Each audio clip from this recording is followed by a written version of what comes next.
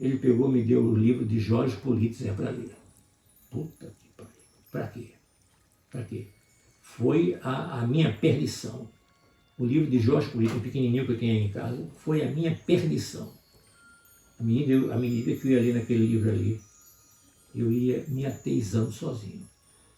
E eu ia sentindo um medo de não estar crendo em Deus. Você não pode imaginar. O que faz alguém ser de esquerda ou de direita?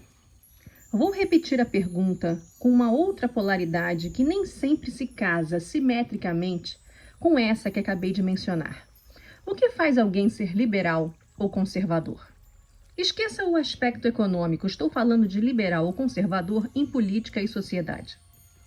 Talvez seja o lugar de nascimento, a classe social, a história familiar e o ambiente em que crescemos, os professores e os amigos que temos, ou seja, as experiências vividas.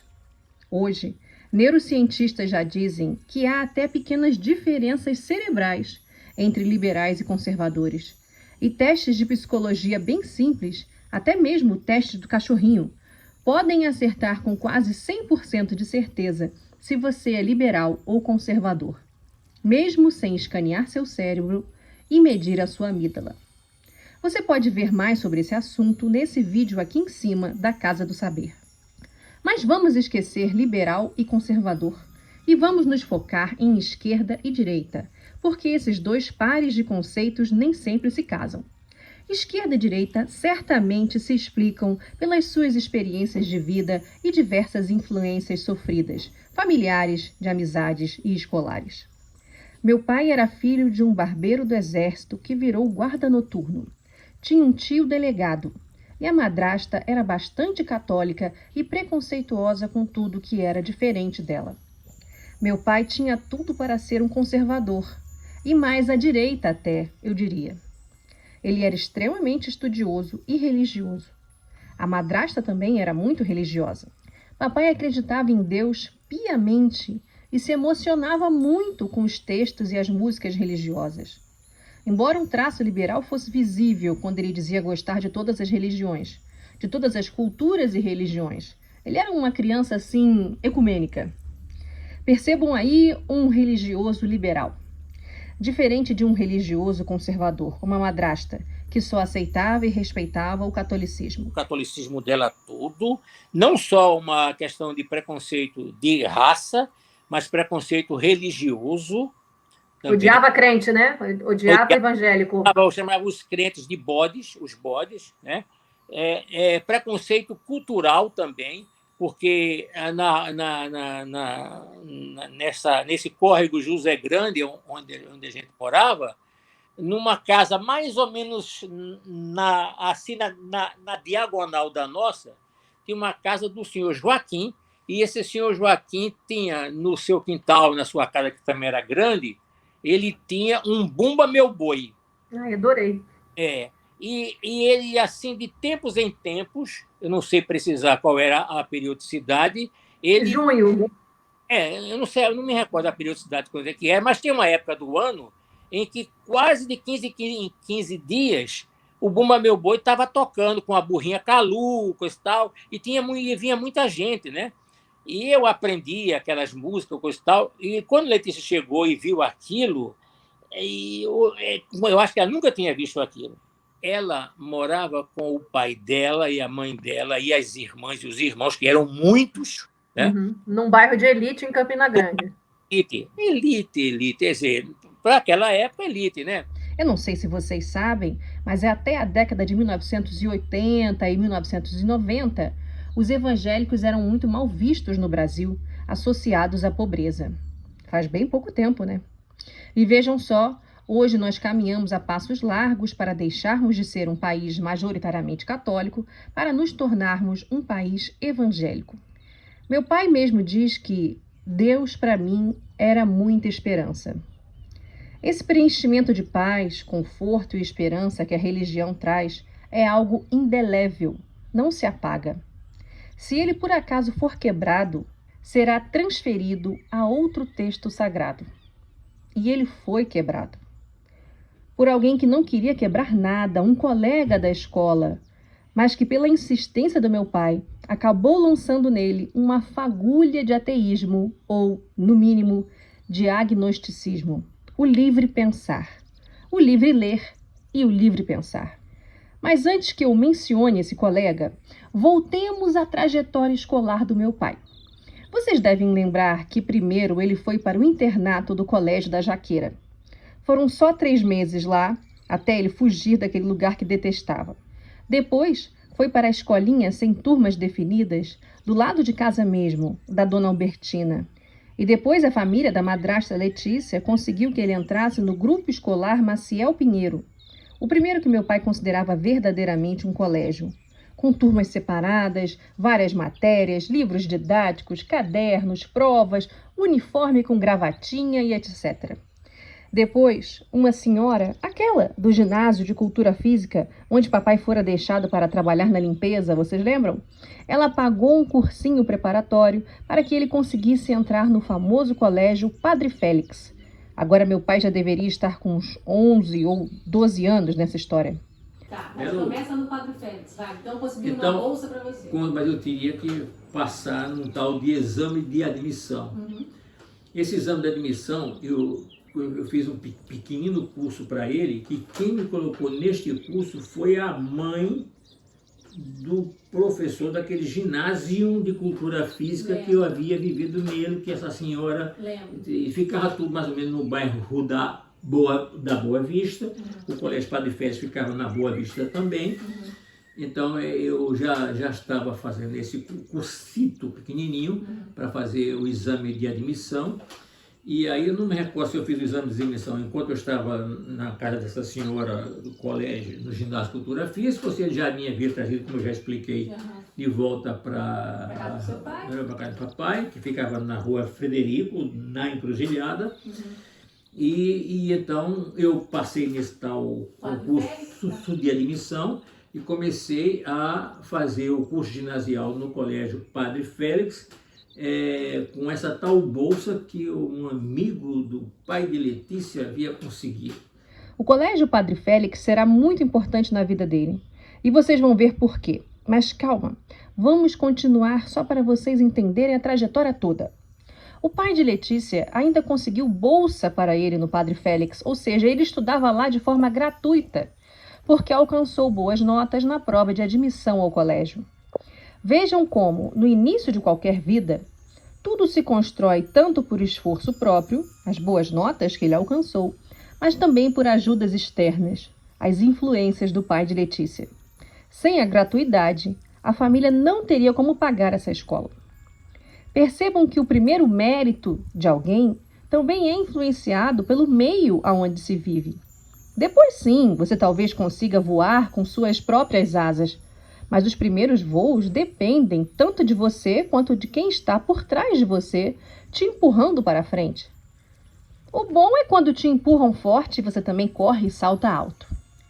Ele ficou no Padre Félix até os 15 anos, terminando o ginasial, e entrou no ensino médio, que se chamava colegial naquela época. Seus 3 anos de ensino médio ocorreram no ainda mais famoso Colégio Pernambucano, ou Ginásio Pernambucano. Esse colégio nasceu no século XIX e já mudou de nome algumas vezes.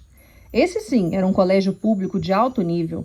Papai o descreve como Pedro II do Rio de Janeiro. Além de ser público e de alto nível, papai ainda conseguiu ganhar uma bolsa da Sudene, ou seja, uma ajuda financeira mensal para estudar, uma espécie de salário de estudante. Também por excelentes notas na prova de admissão ao colégio. Eu ainda preciso explicar o que é a Sudene e a importância que ela teve. Mas aqui agora não dá. Muitos vídeos ainda virão. Calma. Quando o papai terminou o Colégio Pernambucano, passou no vestibular de Engenharia de Minas, da Universidade de Pernambuco. Bom, essa é a trajetória completa. Mas voltemos um pouquinho no Colégio Padre Félix, lá onde ele estudava de forma gratuita dos 12 aos 15 anos, mais ou menos. Faltava ali, sabe o que, no Padre Félix?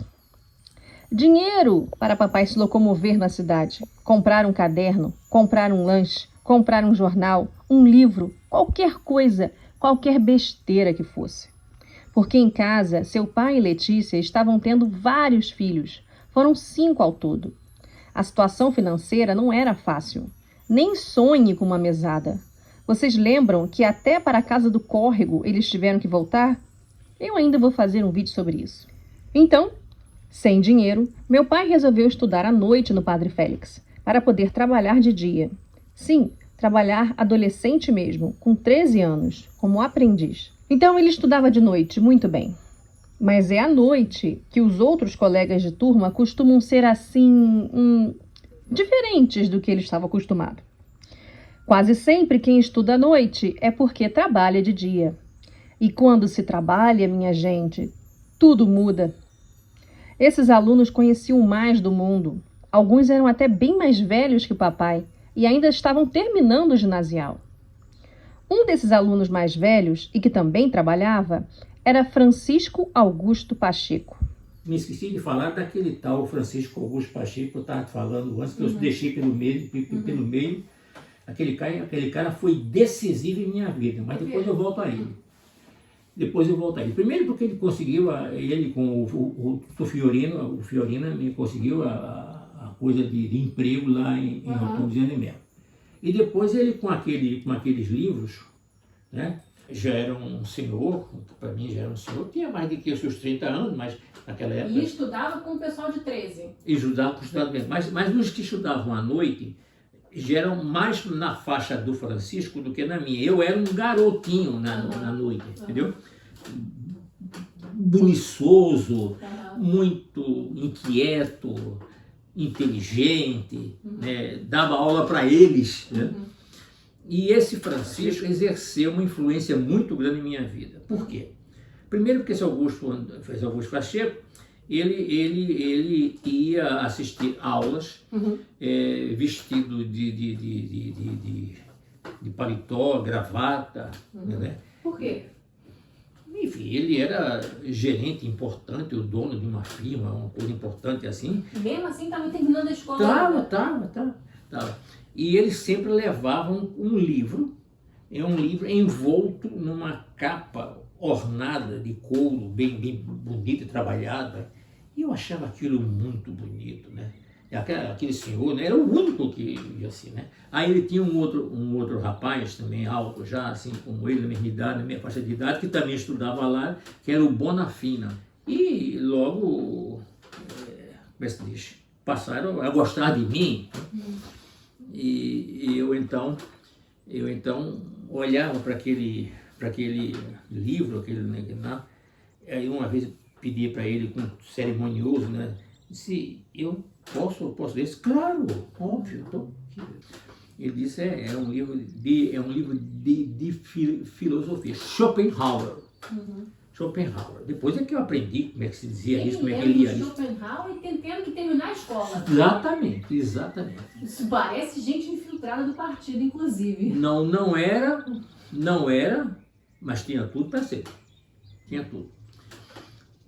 Aí eu só sei que eu passei a gostar, né? E depois, uma outra vez, ele permitiu, eu abri, e já não era aquele livro, era outro. E não era nenhum livro de matéria, não era livro didático. E eu passei a assim, admirá-lo muito, né? E eu fiz uma maldade com ele danada, né? Porque tinha um professor no colégio Padre Félix, que era um carolaço. E eu era também um cristão daquele convicto danado ainda, né? Aí esse professor Carola, uma noite lá, ele recita um verso, um poema que diz assim: eu me lembro, era pequeno, brincava na praia e o mar bramia, e erguendo o dorso altivo sacudia sua branca espuma para o céu sereno. Quando disse a minha mãe nesse momento, que doce encanto, que poder tão grande, o que é que pode haver maior que o oceano e que seja mais forte que o vento? E minha mãe a seguir olhou para o céu e disse, meu filho, é Deus. Isso calava muito em mim, muito. Deus para mim era muita esperança. Muito bem, ele falou aquele negócio, eu senti uma vibração com aquele poema, tanto que eu decorei, como você está vendo, né? E aí eu viro para uma das pessoas que eu mais estava admirando, Francisco Augusto Pacheco. Eu disse, lindo, não é? Eu virei para ele, ele disse na forma assim. Um ateu em sala. Ele disse na forma assim. Essa foi essa frase dele. E eu fui para casa com aquele negócio, na forma assim. Na forma assim. O que quer dizer isso? Aí no outro dia não teve como. Cheguei, Francisco, o que é que você quis dizer com na forma assim? Aí ele percebeu. Ele percebeu que cavou sem querer fundo. Ele disse, tu esquece isso. Eu achei bonito, muito bonito. Ele disse, não, mas você Não gostou. você não falou assim como você achado bonito. Aí ele, meu Deus. Eu disse, eu gostei. Aí eu lhe juro que eu não gostei. Mas eu sou tão chato, sou tão chato, que eu disse alguma coisa, tem alguma coisa. Ele disse, Ayrton, por favor, entenda, eu tenho 30 e poucos anos, você tem 14, 13, 15, sei lá quantos anos você tem.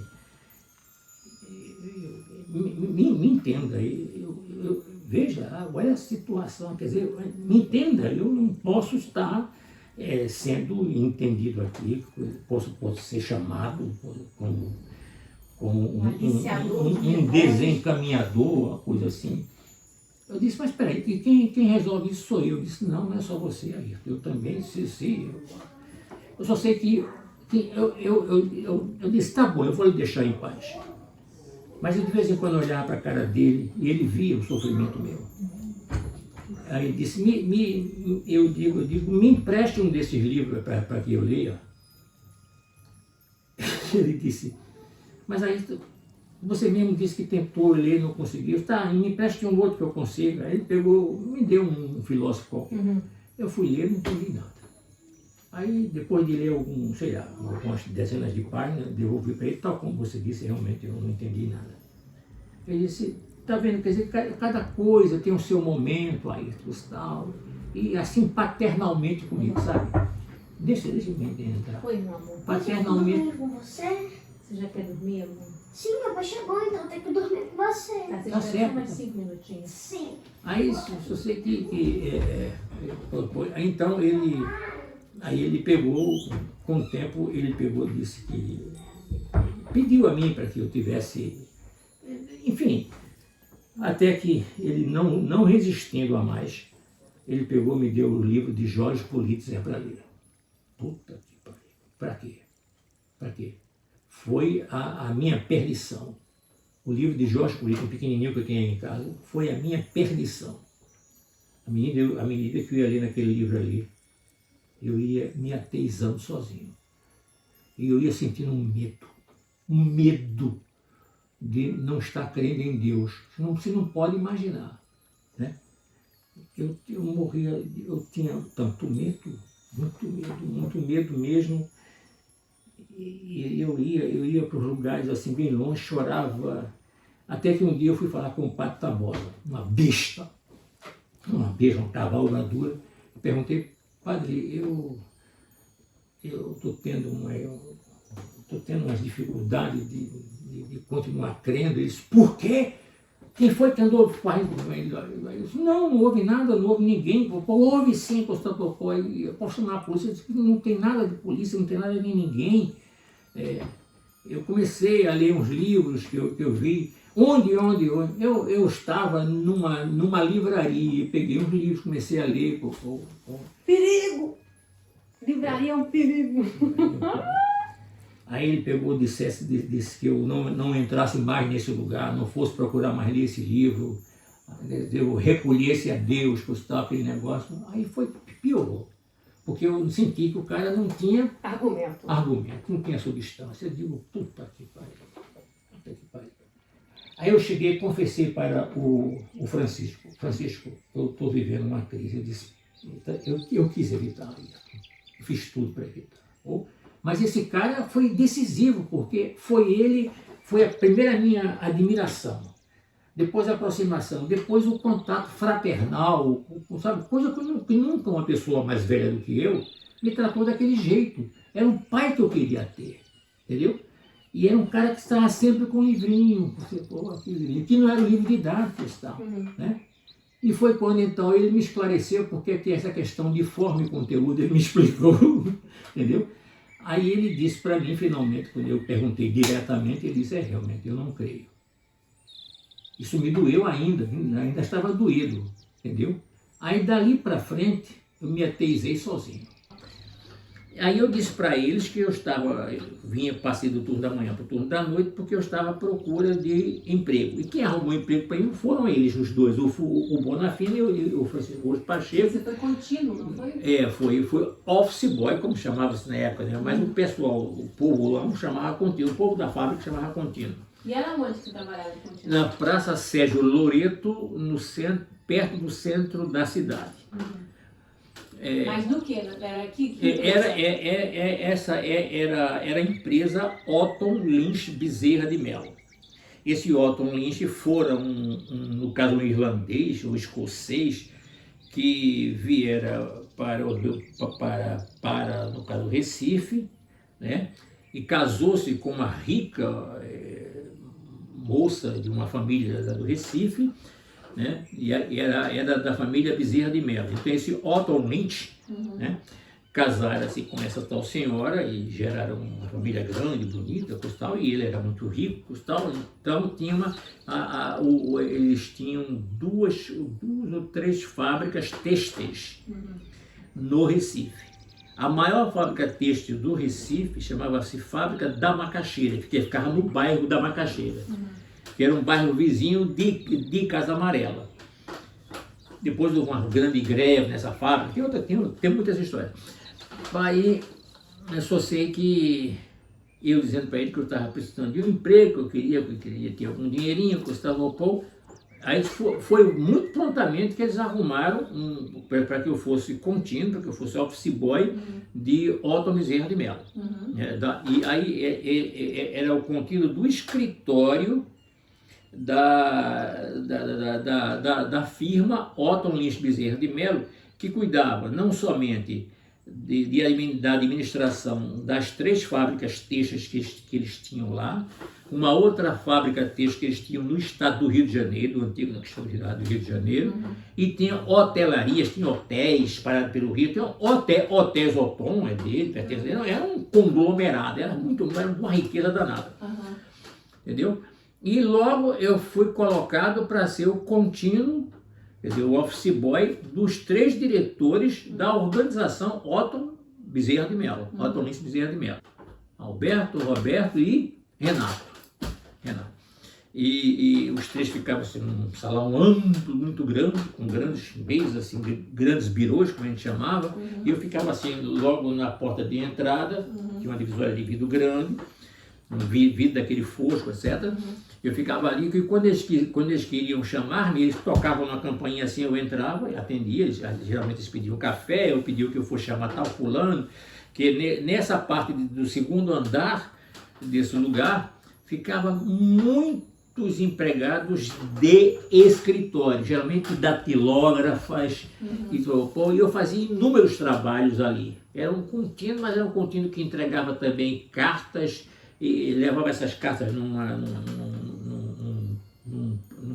livro, num livro que era chamado, se não me engano, era Protocolo esse livro, onde se escrevia para quem era que era a carta que eu deveria entregar, e tinha um quadradinho em cada lugarzinho, assim, o lugar onde eu entregava a carta, eles tinham que colocar um carimbo e uma assinatura como tendo recebido aquela carta. Então eu fazia entrega dessas cartas lá no bairro do Recife, né? Nos bairros do Recife. Devia o cartório, devia o banco? Essas coisas. Banco não. Entregava café lá. Então eu era ao mesmo tempo trabalhos internos e trabalhos externos, que esse negócio de fazer entrega de cartas. E fiquei logo muito conhecido, muito querido.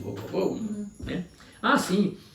O seu Renato, ele era o cônsul honorário da Colômbia em Recife. Era uma homenagem que a diplomacia daquele país, né, Colômbia, e depois eu soube que isso era uma coisa generalizada no mundo, que escolhia uma sumidade, né, para que ele fosse o cônsul daquele, sem ser colombiano, ele era o cônsul honorário da Colômbia, lá no Recife, entendeu? Então, e o senhor Torres era o seguinte, o senhor Torres era o datilógrafo, rapidíssimo, datilógrafo. Esse senhor Torres era o cara que falava inglês, francês, escrevia português muito bem, e o senhor Torres era o chefe imediato meu. Ele ficava assim na loja, eu ficava assim no birô dele, e eu ficava naquele banquinho assim ao lado daquela entrada de onde esses três de diretores ficavam. E quem era o cônsul honorário de fato era o Torres, esse empregado. Porque o trabalho dele era procurar os jornais, ele lia os jornais para procurar qualquer notícia que ele achasse de interesse da Colômbia. Ele reportava a notícia no jornal e então colocava dentro de um envelope, colocava dentro de uma pasta diplomática, dentro de um negócio diplomático. Sim. E eu tinha que levar não sei aonde, nos correios, e era um negócio inviolável. Ele me ensinou o que era inviolável. Mala diplomática inviolável, ele me ensinava o que era aquilo. E às vezes ele queria recortar de um lado e do outro, também tinha uma notícia sobre a Colômbia, ele ficava em dúvida, e somando a página inteira, isso está aí. Isso você é esperto, hein? Beleza? É só para circular assim, de um lado e do outro. Essa primeira influência foi do Francisco Augusto Pacheco, que lia filósofos, que era ateu sem querer converter ninguém, que lhe conseguiu o primeiro emprego na Otton Lynch Bezerra de Melo, mas depois também vieram outras influências de outros amigos. Foi ali, no ensino noturno e com o histórico de uma família pouco afetuosa e com inúmeras carências, que papai foi se chegando em outros alunos e nas famílias desses outros alunos. Frequentando a casa de uns e de outros, muitas vezes não só para bater papo, mas até mesmo para almoçar, que ele foi entrando num mundo que lhe parecia muito interessante, cheio de leituras, discussões políticas, das realidades econômicas e social do país. Uma casa específica foi sua entrada gradual no PCB, o Partido Comunista Brasileiro. Era a casa do seu amigo do colégio, Padre Félix, o Fortuna de Melo, irmão do poeta Marcelo Mário de Melo. Era uma casa de pessoas de esquerda, uma pensão, cheia de simpatizantes do PCB. Papai nem se apercebeu, mas encontrou o seu lugar. Ele mesmo fala, eu não sei quando eu entrei no PCB, eu fui entrando aos poucos. Eu quis saber de papai como é que se entra assim no PCB sem perceber, aos poucos, sem um recrutamento, sem uma filiação. E ele fala, minha filha, eu já estava dentro, eu já participava das discussões e eu até já distribuía panfletos na rua. Não foi preciso nenhum recrutamento. Mas sim, algumas pessoas específicas o partido fazia questão de recrutar, num chamamento oficial. Quase sempre pessoas brilhantes que se destacavam no meio acadêmico. E ele cita o caso do Albérgio Farias. O Albérgio José Maia Faria. Quem era o Albérgio José Maia Faria? Veja que eu sei o nome dele todo. O Albérgio José Maia Faria era um estudante brilhante e que respondia, a TV estava chegando em Recife naqueles entões. E a Albérgio José Maia Faria, nessa tal televisão, que era a televisão do Jornal do Comércio, que tinha o nome também do mesmo jornal, televisão, não? Começou a haver um programa, porque a televisão só funcionava à noite, e começou a haver um programa semanal, era o sábado e o domingo, em que alguém respondia sobre alguém famoso na história, tal, e respondia perguntas as mais diversas, e só ganhava o prêmio se acertasse. Se errasse uma pergunta, perdia tudo que havia ganho. Isso aí é velho que nem joia. Who wants to be a millionaire? Mas era daquela época, dos anos 60. Mais antigo.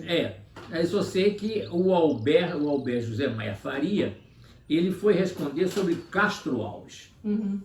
Sabia todos os poemas, o Navio Negreiro, aquele poema imenso, né? Aquilo ali, sabia as amantes que ele teve, os amores, o que escreveu, onde que ele morou, ele era um aí se Alberto Zé Márcio Faria, nessa idade dele, de jovem, ele era muito bonito, era um rapaz garboso, muito bonito e muito inteligente, sabia a vida do Castro de trás para frente, de frente para trás. O locutor principal fazia a pergunta eletrizante que era: vai continuar ou vai desistir? Porque se ele desiste, ele levava o prêmio que ele ganhou até aquele momento. E se continuar errado, se continuasse errado, perdia tudo. Aí a pergunta era: vai continuar? Ele nem esperava a resposta, se eu vou continuar. Ele não titubeava. Muito seguro, sabe? Sabe aqueles... Eu continuar. Aí as perguntas difíceis, ele sabia tudo e mais alguma coisa. Facilmente cai nas malhas do partido, né? Óbvio, o partido facilmente convida Alberto para ser membro do, né? Eu não, porque eu já era e não sabia, eu não tenho conta de quando é que eu, por acaso, eu tenha entrado no partido. Não, mas explica isso direito, está mal explicado. Olha, Fortuna, Alberto, não sei se o Marcelo, porque o Marcelo é mais novo do que o Fortuna. O Fortuna, a mãe do Fortuna era dona de uma casa de pensão que alugava quartos e também fazia comida para os moradores, que eram bancários, eram pessoas que trabalhavam por lá. Os pais dele, o pai e a mãe do Fortuna... Eram de esquerda, que ele me falou. Eram de esquerda desde Caruaru, mas eles não me conheceram em Caruaru, nem eu a eles, nem a família, nem não sabia nada a respeito deles. Só me saber depois. Só me saber muito depois. Aí só sei que... Quer dizer, e de vez em quando ele dizia: não quer dizer almoçar lá em casa, não quer dizer jantar lá em casa, eu ia. Eu só sei que nesse negócio... E às vezes ele saía assim: vamos distribuir um panfleto. E foi eu, quando distribuí panfleto, eu lia, eu gostava, eu estava de acordo com aquelas coisas, enfim. Entendeu? A gente conversava. Você foi entrando na casa de uns comunistas e foi... Eu fui sendo absorvido, eu fui sendo... Eu fiquei amigo deles, né? E cada pessoa que eu conhecia era mais interessante do que a outra. Alberto é uma pessoa interessante, e o Roberto tem todo um mundo novo, né? Eu estava descobrindo um novo mundo e estava metido naquilo ali. Qualquer coisa que ele me chamava era uma coisa interessante, eu ia fazer também. Não estava nem se dando conta.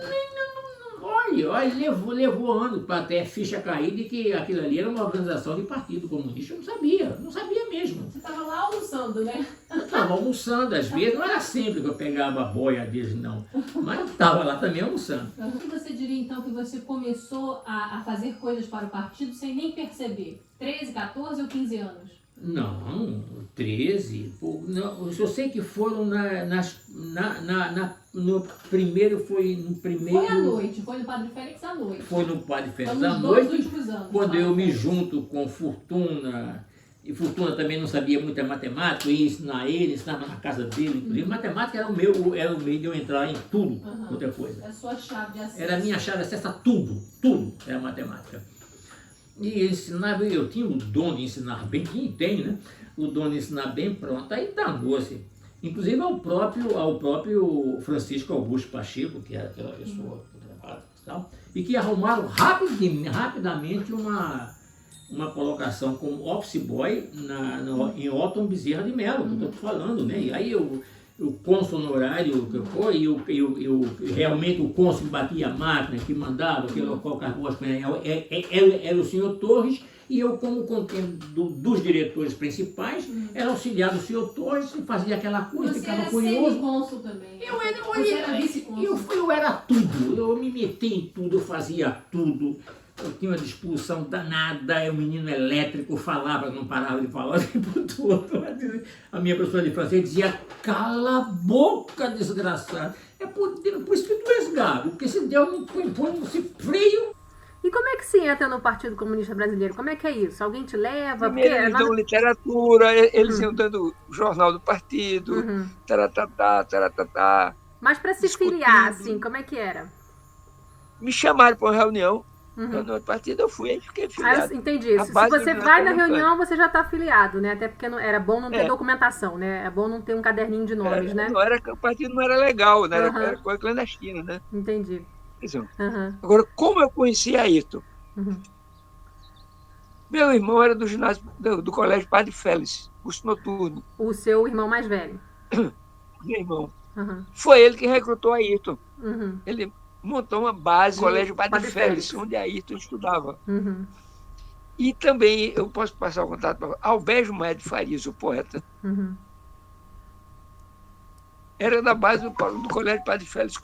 Eu já consegui. Essa semana eu passei o contato dos dois, de Alberto e de Ayrton. Uhum. Eles eram da mesma turma. Aí eu conheci Ayrton através do meu irmão. Ayrton lá em casa. E papai tem a sua Aí tem idade ou 14 papai é anos. um pouco mais novo? Não, mas eu tenho 77, ele é mais novo do que eu. É, papai é mais novo, papai tá com 74. Eu vou fazer 77 agora, dia 24 de maio. Uhum. Aí estou me despedindo, estou fazendo um comunicado, avisando aos meus amigos que estou me despedindo, que ainda tenho 3 anos de juventude. Com 80 anos eu começaria a maturidade e com 100 anos iniciaria a velhice. Isso. Aproveitando para convidar a todos para a minha festa funeral aos 120. Isso mesmo. Então o Ayrton eu conheci lá em casa. Uhum. Ele tinha 14 anos. Uhum. Era contínuo da firma Tom Bezerra de Mello, das empresas. Uhum. Usava aquela roupinha caque e usava uma pasta enorme, uma bolsa enorme que ele andava com ela. E era conhecido como um cara muito inteligente, que dominava todas as matérias do colégio, não sei o quê, falante. E quando a gente vai se aproximando, eu e ele, a gente fez leitura conjunta, eu e ele. Leitura, porque ele lia muito, lia tudo, né? Até hoje ele lê tudo. Tudo, né? Aí a gente leu junto o Manifesto Comunista, do Socialismo Utópico Científico, eu li com Ayrton. Não sei se ele se lembra. Então ele era uma figura muito próxima lá em casa. E ele ia muito lá em casa, muito mesmo. Ele era muito amigo do meu irmão e ficou amigo meu também, né? E como é que é o nome do seu irmão? Como? Como é que é o nome do seu irmão? Fortuna, era Fortuna. Ah, o Fortuna, eu escuto Fortuna demais de esse nome. Eu escuto demais esse nome lá em casa, Fortuna. Ele foi que recrutou o Gaguinho. Ele recrutou o Gaguinho.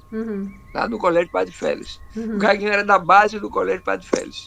Litera Vida, Histórias e Casos é uma prova de máquina do livro aprovado pelo que legal. Cultura. E aqui tem o capítulo Perfis. E um deles é o de Ayrton Albuquerque Queiroz, o perfil. Eu quero ver isso. Diz o título de novo: Litera Vida, Histórias e Casos. Muito legal. Litera Vida, Histórias e Casos. Ele tem vários capítulos. Aí o Gaguinho está aqui, começa na parte. É o perfil maior que tem, é o dele. Página 114. Aí, ó, só por questões técnicas aqui. Tem uma foto dele aqui. Cadê? Ó. Chega mais pro lado. É a cara dele. Isso. E olha, aí, tem muita presepada do seu pai que você não imagina. Conta, adoro. Para a bicicleta na casa de um colega burguesão, residente de uma mansão em Boa Viagem, vindo atender a mãe dele. Boa tarde, eu sou amigo de fulano e vim aqui almoçar. Mas ele não está em casa. Eu sei, eu estava com ele agora na escola de engenharia. A senhora pode abrir o portão para eu entrar com a bicicleta? Já dentro da casa, pergunta onde poderia lavar as mãos, senta à mesa, é servido, almoça, elogia o cardápio e a beleza da irmã do colega, beija a mão da mãe com mesuras, agradece e no retorno à escola de engenharia se dirige ao próprio. Sabe onde foi que eu almocei? Como a burguesia como bem. E que irmã mais bonita é a tua, rapaz? E como a mão da tua mãe é lisinha, eu tenho certeza de que ela nunca lavou um prato nem pegou no cabo de vassoura. Isso é só uma das coisas do Gago. Mas você sabe que ele sempre me contou que ele comia na casa dos amigos porque ele não tinha onde comer, né? Ele fazia a roda do fim de semana, o rodízio. Porque ele almoçava no restaurante universitário. Isso. Aí sábado e domingo não tinha, ele fazia o rodízio. Isso, ele ia sempre na casa de alguém almoçar. Ele ia muito lá em casa, a gente almoçou muito lá em casa, conversava muito. Os destaques do Gaguinho. Primeiro, ele como orador de massa, né? Ele era um excelente orador, ele empolgava. O melhor orador de massa que a gente teve aqui foi o Gaguinho, na época. Mesmo sendo gago ou já estava melhor da gagueira? Não, mas ele falava com fluxo. Aí veio uma vez ou outra. Outra que veio. Aí dali para frente, eu me ateizei sozinho. E eu tive um ódio da Igreja Católica a partir dali, que eu saí ateizando todo mundo. foi um tal de ateizar as pessoas, de provocar as pessoas católicas que eu conhecia e ateizar as pessoas. Eu sabia como fazer, eu aprendi rapidamente como fazer isso, entendeu? Até que Darizão, o pai, que dera aula para mim também, de marxismo, sabendo desse negócio, disse: Ayrton, vamos parar com isso? escute, a Igreja Católica sempre foi no passado, uma grande fonte de reacionarismo, de conservadorismo e tudo mais. No momento atual, depois do golpe de Estado, não sei se já foi naquela época, tinha o golpe, eu estava ateizando já no golpe. Ele disse: ela está mudando, Ayrton. E ela hoje é uma aliada nossa, tá certo? E tanto é que eu tive o Dom Helder Câmara, né, disse: nós temos que atuar dependendo das condições. Aí ele me ensinou, hoje, no momento em que nós estamos vivendo, no Brasil que nós estamos vivendo, na América do Sul que nós estamos vivendo, não é hora de nós nos degladiarmos com a religião de maneira nenhuma. Temos coisas mais urgentes, mais importantes, e temos tê-los como aliados, sermos aliados dele. Ele me ensinou isso. O partido me ensinou muito. A Igreja Católica me proporcionou muita coisa. E o partido veio depois, juntou e formou, entendeu? O demônio. O demônio. Mas e você não falou do vestibular? Ah, sim. Aí